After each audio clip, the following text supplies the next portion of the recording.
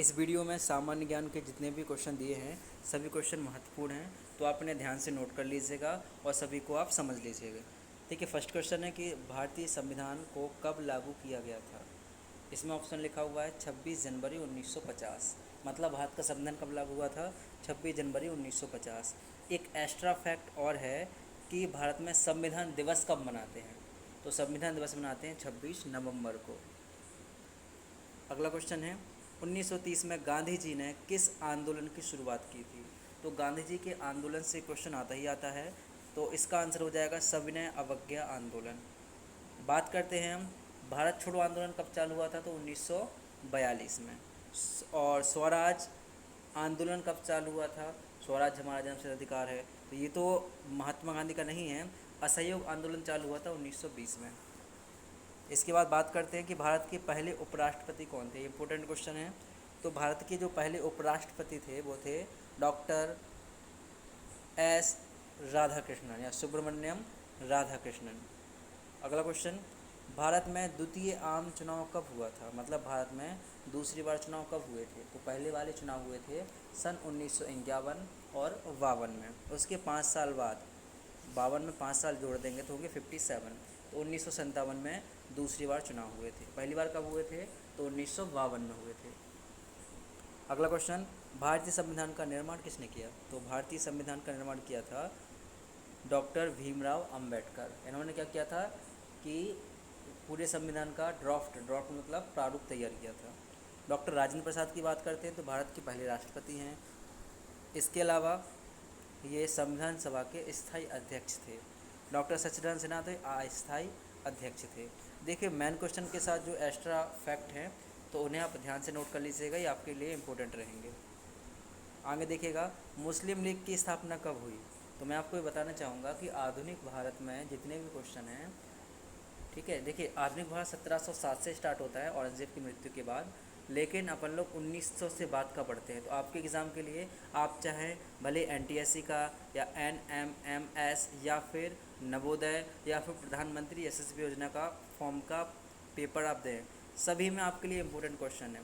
इसके अलावा आप 10th क्लास के बाद जैसे पास करते हैं तो आपके पास एक ऑप्शन रहता है नेवी का या एयरफोर्स का, तो उसमें भी ये क्वेश्चन आते हैं। तो आप ध्यान से ना रेडी कर लीजिएगा। बाकी आपके सिलेबस में सामाजिक विज्ञान में तो है ही। मुस्लिम लीग की स्थापना कब हुई थी, तो आंसर है 1906। अब यहाँ पर जो डेट लिखी है वो थोड़ा ध्यान से देखिएगा। 1905 में क्या हुआ था, तो बंगाल का विभाजन 1905 में हुआ था। अगला क्वेश्चन है कि 1885 में किस राजनीतिक दल की स्थापना हुई थी। 1885 इम्पोर्टेंट क्वेश्चन है। 24 दिसंबर 1885 को कांग्रेस पार्टी की स्थापना हुई थी। भारतीय राष्ट्रीय कांग्रेस किसने करी थी, तो एक आयरलैंड के retired IFS Indian forest service के आईएफएस सर्विस के एक रिटायर्ड अधिकारी थे, नाम था उनका ए.ओ. ह्यूम। तो उन्होंने कांग्रेस की स्थापना करी थी। अगला क्वेश्चन है कि पहली लोकसभा में निर्वाचित सदस्यों की संख्या कितनी थी। जब पहली बार चुनाव हुए थे तब कितने लोगों के लिए चुनाव हुए थे, तो चुनाव में जो जीते हुए थे वो 489 लोग थे। भारतीय राष्ट्रीय कांग्रेस की स्थापना कब की गई है, तो अभी क्वेश्चन आया था वही दोबारा रिपीट हो गया है, तो आंसर आएगा 1885। देखिए क्वेश्चन आपके सेम ही रहते हैं, बस क्या करते हैं उनकी लैंग्वेज थोड़ी चेंज कर देते हैं, इसके लिए प्रैक्टिस ज़रूरी होती है। अगला क्वेश्चन है ए.ओ. ह्यूम नामक अंग्रेज किस राजनीतिक दल के स्थापना की थी। अभी बताया कांग्रेस पार्टी है। अगला क्वेश्चन है समाजवादी पार्टी की स्थापना किसके नेतृत्व में किया गया था। समाजवादी पार्टी मतलब तो ये रहेगी अखिलेश यादव की साइकिल वाली पार्टी।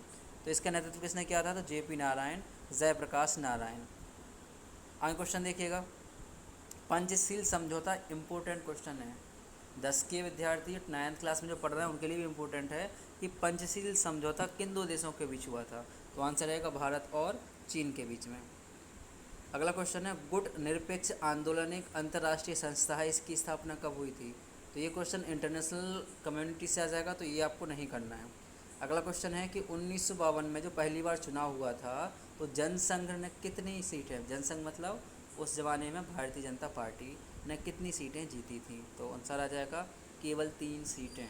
जो नरेंद्र मोदी इस टाइम पे अभी 300 से ज़्यादा सीटों पर जीत कर के प्रधानमंत्री बने हुए हैं, उस टाइम पर केवल इनकी पार्टी की केवल 3 सीटें आई हुई थी।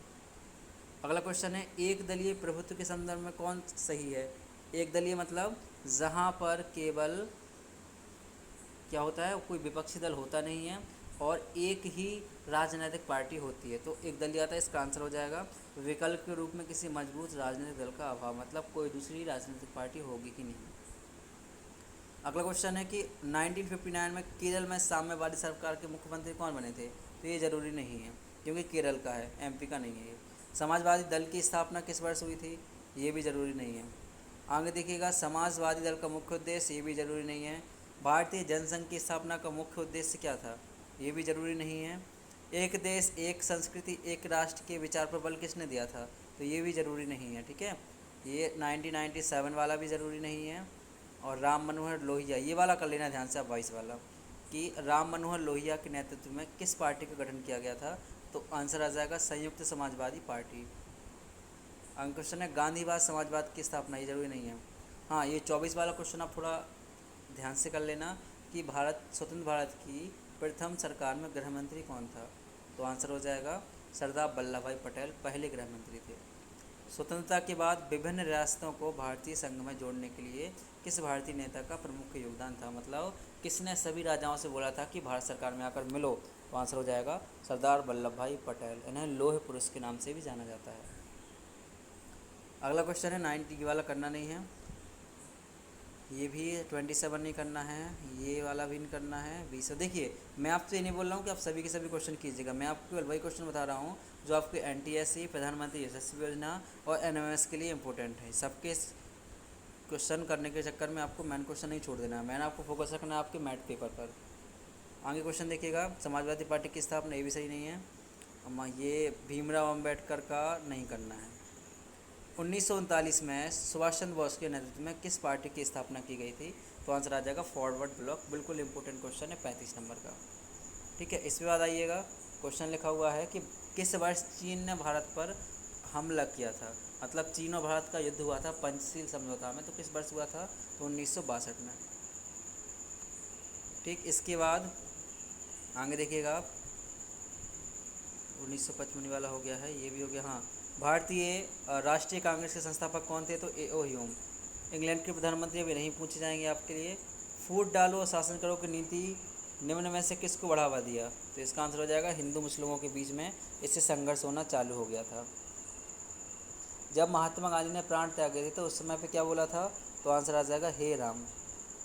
और आगे लिखा हुआ है कि हैदराबाद का भारतीय संघ में विलय किस प्रकार हुआ था? क्या हैदराबाद के जो निज़ाम थे वो भारतीय राज्यों में या संघ में आने के लिए स्वेच्छा से तैयार हुए थे? इसका आंसर आ जाएगा बलपूर्वक। वल्लभ भाई पटेल ने बोला था कि आप आकर के या तो भारत में मिल जाओ, नहीं तो हम अपनी सेना विचकत में मिला लेंगे। तो भारत में केवल 2 राज्य ऐसे हैं जहाँ पर ये दिक्कत आई थी। सबसे पहले रहेगा हैदराबाद, शहर का नाम है, एक शहर है जूनागढ़ जो कि गुजरात में है। इन 2 जगह पर ये दिक्कत आई थी कि ये लोग बोल रहे थे कि हमें भारत में नहीं मिल रहा है। ठीक है, आगे क्वेश्चन लिखा है तो ये इंपॉर्टेंट क्वेश्चन नहीं है। ठीक है, और देखिएगा, हाँ, ये 66 नंबर का मेन क्वेश्चन है कि भारत में वित्त आयोग का कार्यकाल कितने वर्ष का होता है? तो आंसर आएगा 5 साल के लिए। मतलब देखो, हर योजना कोई बनती है तो 5 साल की योजना बनती है, तो वे वही वाला क्वेश्चन हो जाएगा ये। आगे क्वेश्चन देखिएगा, माउंटबेटन योजना कब बना हुआ था? तो ये बना था 3 जून 1947 को। इंपॉर्टेंट क्वेश्चन है। पाकिस्तान की मांग पहली बार कब हुई थी? किसने बोला था कि पाकिस्तान बनाओ? तो आंसर आएगा 1940 में। किसने करी थी? तो एक पाकिस्तान, मतलब उस समय भारत के नागरिक थे चौधरी, ये आपके कैम्ब्रिज यूनिवर्सिटी के छात्र थे, उनके द्वारा बताया गया था। नाम उनका चौधरी करके है, चौधरी इकबाल करके कोई नाम है। तो उनके द्वारा सबसे पहले पाकिस्तान निर्माण की बात की गई थी 1940 में। आगे क्वेश्चन रहेगा, राज्यों का पुनर्गठन आयोग कब बना था? क्यों बना? तो जब भारत में सभी राज्य आपस में मिला लिए गए हैं तो राजा कुछ थे जो भारत में मिलना नहीं चाहते, बोलते थे कि हमें अलग से देश में रहना है, तो उनको मिलाने के लिए राज्य पुनर्गठन आयोग की स्थापना की गई थी 1953 में। हुआ क्या था कि जब भारत में पहली बार चुनाव हुए थे 1952 में, तो चुनाव के टाइम पर ही आंध्र प्रदेश में एक आंदोलन की स्थापना हो गई।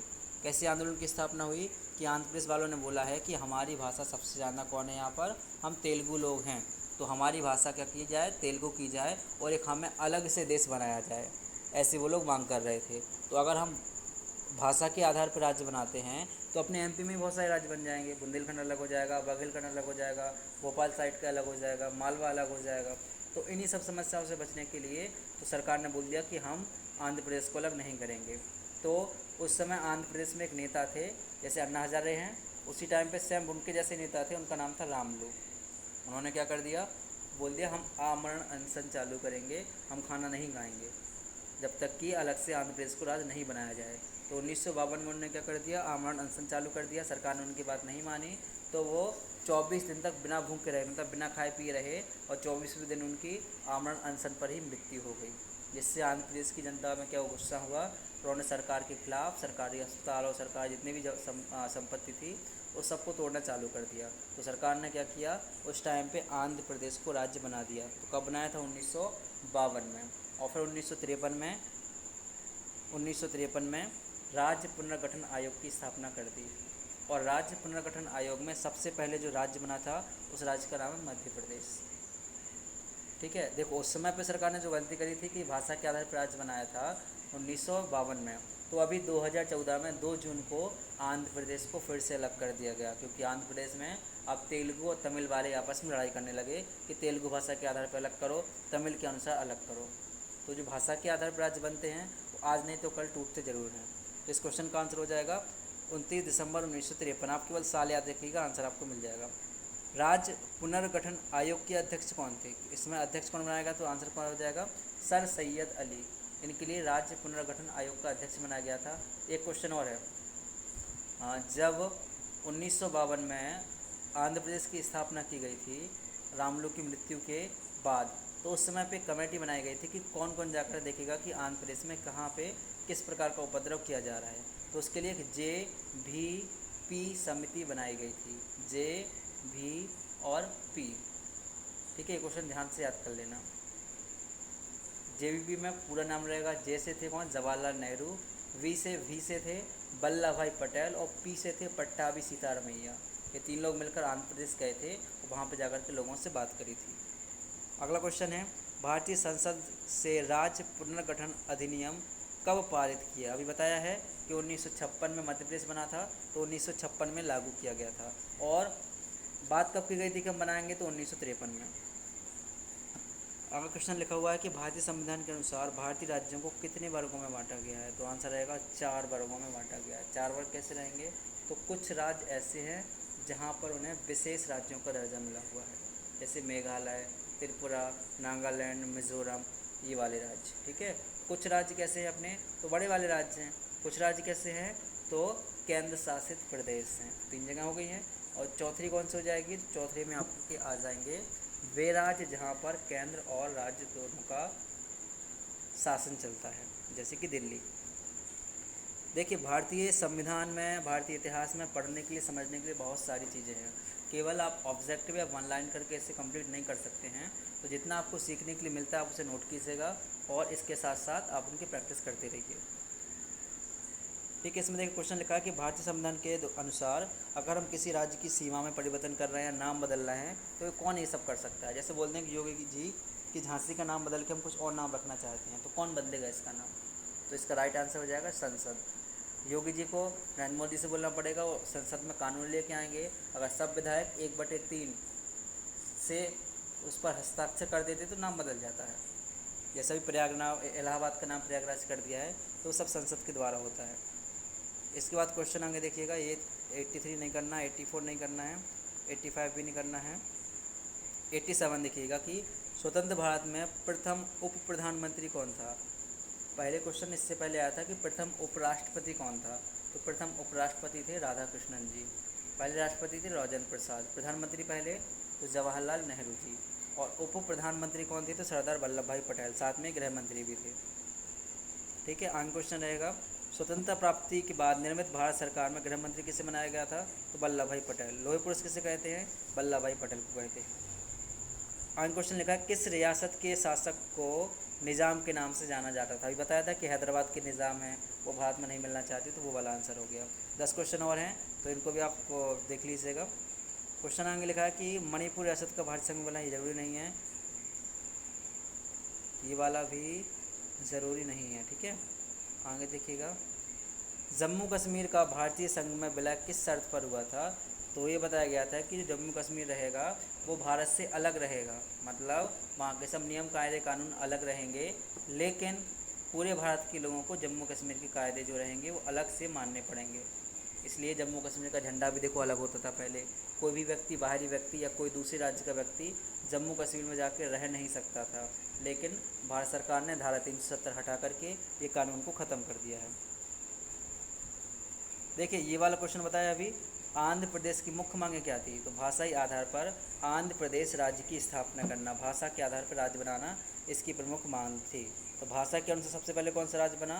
तो आंध्र प्रदेश बना हुआ है। ठीक है, तो ये इम्पोर्टेंट आपके क्वेश्चन थे, सब खत्म हुए हैं। आप देखिएगा, अगर आप वन लाइनर क्वेश्चन पढ़ते जैसे अभी मैंने करवाए हैं, तो ऐसे क्वेश्चन करने से आपको टाइम अधिक लग जाता है और वन लाइनर ज़्यादा दिन तक याद नहीं रहते हैं। तो मैं कोशिश करूँगा कि आपको अगले वीडियो में कोई एक टॉपिक पूरा समझा करके उसके क्वेश्चन आंसर दे दूँ। जैसे कि पंचायती राज हो गया है, राज्य पुनर्गठन आयोग जो भी समझाया था, आंध्र प्रदेश की कहानी थोड़ी सी बताई थी रामलू वाली, तो वैसे क्वेश्चन हो गए हैं। या फिर आपको और ऐसे टॉपिक जैसे 1857 की क्रांति पूरी एक टॉपिक में कर दी है, प्रथम विश्व युद्ध कर दिया है, प्रथम स्वतंत्रता संग्राम कर दिया, तो ऐसे टॉपिक जो मैन में रहेंगे एक दिन पूरे इंपॉर्टेंट डेट कर देंगे, एक दिन पूरे वचन कर देंगे, पूरे नारे कर देंगे, प्रमुख बंदरगाह कर देंगे, प्रमुख उद्यान कर देंगे। तो इन सब का मैं सेपरेट एक एक अलग अलग वीडियो लेके आऊँगा। ठीक है, और ये ज़रूरी नहीं है कि आप अगर NMS NTS या किसी का फॉर्म भराओ तभी आप इसकी तैयारी करें। आप अगर इसकी तैयारी करते हैं तो आपके लिए ये ज़रूर इम्पोर्टेंट रहेंगे और कहीं ना कहीं ज़रूर काम आते हैं। ये बहुत ही इम्पोर्टेंट है और हर विद्यार्थी, चाहे आप 11th क्लास में मैथ ले लो, फिजिक्स ले लो, या फिर आप बायोलॉजी ले लो, केमिस्ट्री ले लो, आपको ये पढ़ने ही पढ़ने हैं। कुछ भी सब्जेक्ट ले लो, ये आपको पढ़ने ही पड़ेंगे। तो आप इनको सॉल्व कीजिए। बाकी कोई अगर डाउट रहता है तो आप कमेंट कीजिए, आपको उसका सॉल्यूशन दिया जाएगा।